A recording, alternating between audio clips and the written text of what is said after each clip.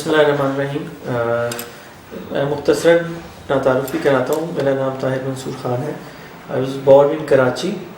بنیادی طور پہ ہمارا تعلق گجرات سے ہے. میرے پردادا ان کا نام نور الحسن خان تھا اور وہ برٹش آرمی میں تھے.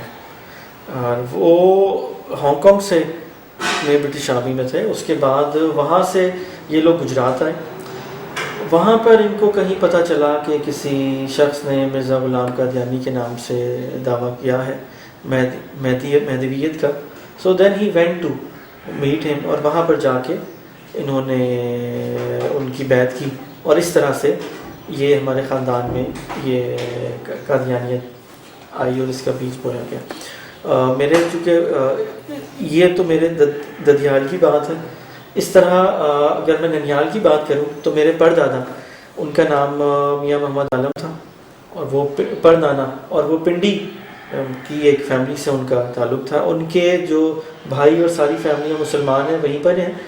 وہ بھی پولیس میں تھے اور جلندھر میں وہ انسپیکٹر پولیس تھے.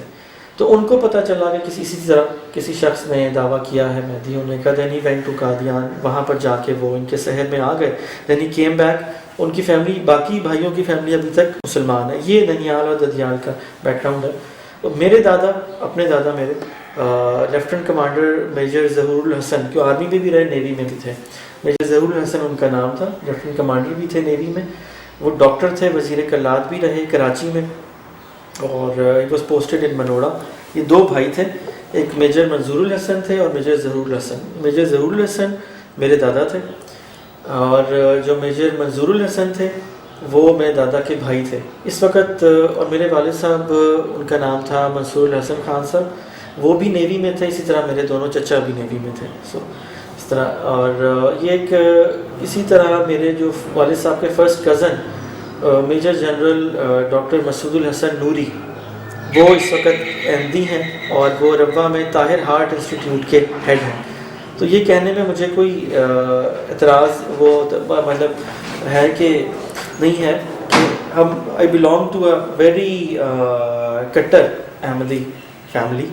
اور میں اپنے دادا کے بارے میں یہ بتا دوں کہ جو مجھے ہسٹری پتہ چلی ہے اپنے والدین سے, اور انہوں نے بھی بتایا ہے کہ انیشیلی بیچ میں کچھ عرصے کے لیے ہی بیکیم ایتھسٹ, اور اس کے بعد جب مرزا بشیر الدین کا دور تھا اس سے پہلے ہی was a part of Lahori group. He left and I think it's around 40s. تو انہوں نے دوبارہ مرزا بشیر الدین کے ہاتھ پہ بیعت کی, and then he came into the mainstream of Ahmadiyyat. میرا انیشیلی براٹ اپ کراچی میں ہی ہوا, اور میرے جماعت میں ہی, احمدی جماعت میں ہی جو استاد تھے حاجی غلام محی الدین صادق ان کا نام تھا, وہ بھی نیوی میں تھے, اور وہ قادیان کے ایک مربی کے بیٹے تھے, اولاد تھے. سو آلموسٹ گریجویشن بھی میری کراچی سے ہی ہوئی, اور almost 20 years of life we were in Karachi. اس کے بعد باقی سارا عرصہ 18 years وی لیوڈ ان اسلام آباد. تو دس از اے مین بیک گراؤنڈ. اور شروع سے اسٹارٹ سے ہی I was very active in Jamaat. میری والدہ بھی صدر تھی. میں بھی اطفال الاحمدیہ ایک تنظیم ہوتی ہے جماعت کی, اس میں سیکٹری عمومی تھا, جو کہ بچوں کی ہوتی ہے ایٹ دیٹ ٹائم. اس کے بعد سیکٹری عمومی تھا النور کراچی میں, ایک مجلس کہلاتی تھی, وہاں پر تھا میں فیڈرل بھی ایریا میں. دین آئی بیکیم دا زعیم حلقہ ان گلشن اقبال کراچی. خدام الاحمدیہ جو تنظیم ہوتی ہے 15 سال کے بعد وہ تنظیم ہوتی ہے, اس کا میں کراچی میں زعیم تھا. So after that we move to Islamabad. یہاں پر بھی میں جماعت کے کافی عہدوں پہ کام کرتا رہا. آئی واز ناظم اسلام ارشاد علاقہ راول پنڈی, دین اسسٹنٹ سب سیکٹری تبلیغ جماعت اسلام آباد, اینڈ مینی پوسٹ خدام الاحمدیہ میں بھی, جماعت میں بھی. سعودی عرب میں بھی مجھے جاب کرنے کا, جاب کے لیے میں گیا تھا, اور وہاں پر بھی میں 2 سال رہا. اور I was heading all the Hajj events in 1999 بحیثیت امام الصلاۃ. اور ٹو یور سرپرائز یہ بتاؤں کہ سعودی عرب میں بھی کمپلیٹ نیٹ ورک ہے. ان all main cities, all main districts there are جماعت centers and it's all hidden underground activity.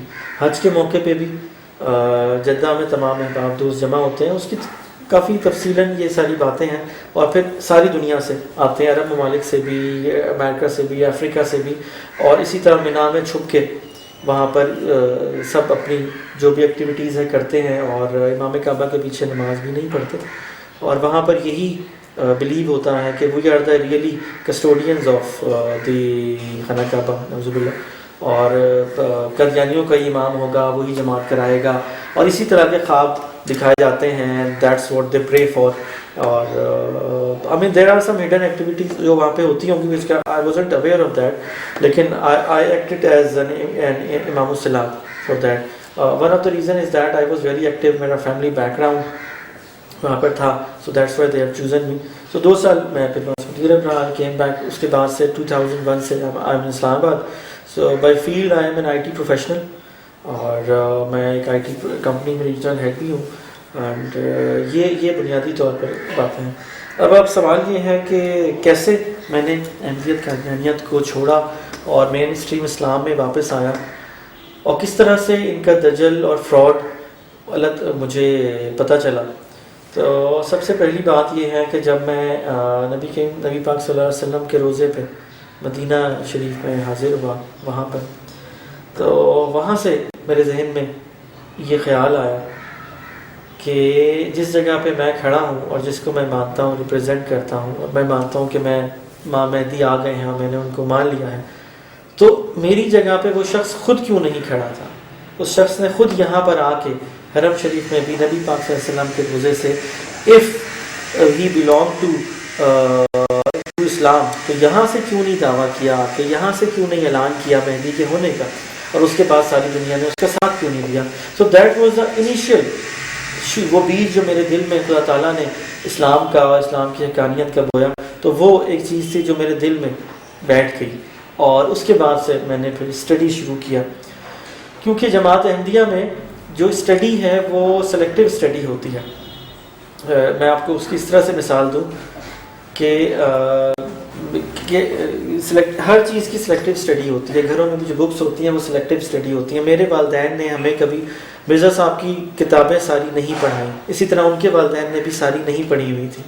سو جیسے ہم نے دیکھا اپنے والدین کو، جو وہ تھے ہم نے ان کو مانا، ہمارے والدین نے جو ان کے والدین تھے ان کو مانا، اور جو حقیقت ہے وہ لوگوں کو نہیں معلوم. تو یہ ایک آپ کہہ لیں کہ دجل اس کو کہتے ہیں، اور ایک پردہ انہوں نے قائم کیا ہوا ہے. یہ ڈفرینٹ مختلف تنظیمیں بنا کر، اور شروع سے ہی جو آپ کو سوشلی بھی اور تنظیموں میں جکڑ دیا جاتا ہے تاکہ آپ کا انٹریکشن عام معاشرے سے اور دوسرے مسلمانوں سے نہ ہو. تو یہ ایک پوری پلانڈ سازش اور ایکٹیویٹی ہے کہ آپ سمجھ لیں کہ جو جماعت احمدیہ کے بڑے عہدیدار ہیں اور جو مرزا فیملی کے لوگ ہیں، یہ مانیٹر کر رہے ہوتے ہیں تمام لوگوں کو، اور تمام لوگوں کی زندگیاں جو ہیں وہ ان کے قبضے میں ہوتی ہیں. بہرحال اس کے بعد سے میں نے جب یہ اسٹڈی شروع کی تو پھر میں نے احادیث کا مطالعہ کیا، جس میں مجھے پتہ چلا کہ بنیادی طور پر جو احادیث ہیں جو صحاح ستہ میں ہیں، متفقہ علیہ ہیں کہ امام مہدی کے آنے کی کیا نشانیاں ہیں، تو وہ نشانیاں ان میں سے کوئی بھی نشانی جو ہے وہ مرزا غلام احمد میں پوری نہیں ہوتی تھی. مثال کے طور پہ کہ اس کا نام جو ہے وہ نبی پاک صلی اللہ علیہ وسلم کے والد کے نام پہ ہوگا، اس کی والدہ کا نام اس کے نام پہ ہوگا، ٹھیک ہے، زبان اس کی عربی ہوگی، اور وہ وہاں پر دعویٰ کرے خانہ کعبہ میں، وہاں پہ وہ دعویٰ کرے گا. تو یہ تمام باتیں چیزیں نہیں تھیں، وہ حدیث پوری نہیں ہوتی تھیں. اور ہمیں بھی جو حدیث یا جو روایتیں بتائی جاتی تھیں ان کا سیاق و سباق نہیں بتایا جاتا تھا. تو اس کے اوپر جب میں نے اسٹڈی شروع کی اور دیکھا تو پھر میرا آہستہ آہستہ آہستہ آہستہ یقین، لیکن یہ تمام اسٹڈی میں نے اپنے طور پر کی، اور کیونکہ کسی کو بتا نہیں سکتے تھے. ہمارے گھروں میں بھی جو قرآن کے ترجمہ تفسیر صغیر ہوتی تھی، تفسیر کبیر ہوتی تھی، وہ بھی تمام جو بھی جماعت کی تراجم ہیں وہی ہوتے تھے. We were not allowed to have any other religious book in our house. یہ میرے ساتھ بھی تمام احمدی لوگوں کے ساتھ اسی طرح سے ہے، کیونکہ اگر کوئی یہ کرتا ہے تو پھر اس کی مخالفت شروع کر دی جاتی ہے.